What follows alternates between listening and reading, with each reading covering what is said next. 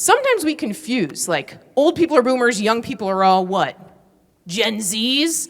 The real research around generations has to do with simple birth dates. So for boomers, if you were born in the mid-1940s to the mid-1960s, you're typically considered a boomer. That means that after World War II, we won, and everybody came home and celebrated. Nailed it. That's exactly right. That's what we did. And then we had a lot of kids everywhere. In fact, there were so many boomers that schools couldn't handle it. They would have to share desks. And the boomers would kind of look around as kids and be like, there's a lot of us, we can do some serious damage here. We've got a lot of influence, and they do to this day have a huge influence on our economy and the trajectory of where we're going. Now, after boomers were born, the next generation came up, and it was Gen X. Now, Gen Xers were born in the 1960s, mid-1960s to the early 1980s. And there was a unique piece about them. It wasn't post-World War II, it was this.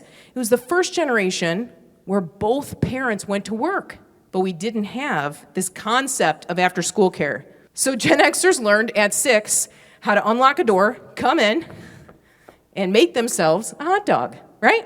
They learned how to make their own dinners.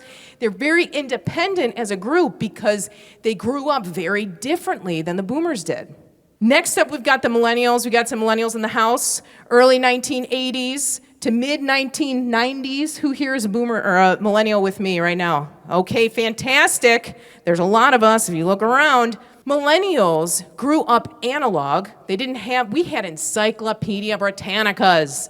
And then somewhere in elementary school, middle school, this thing called the internet became something. And all of a sudden, we took a spare room in the school and made it into a computer lab.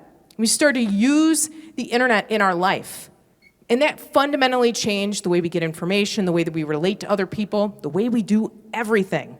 In fact, some of you are probably emailing someone right now from this room. Now, as millennials grew up, they kind of crossed over from this analog space, riding their bikes around the neighborhood, to texting their friends. You got this next generation, Gen Zs, born in the mid-1990s to the early 2010s. This is the first generation in human history to not know a day without the internet.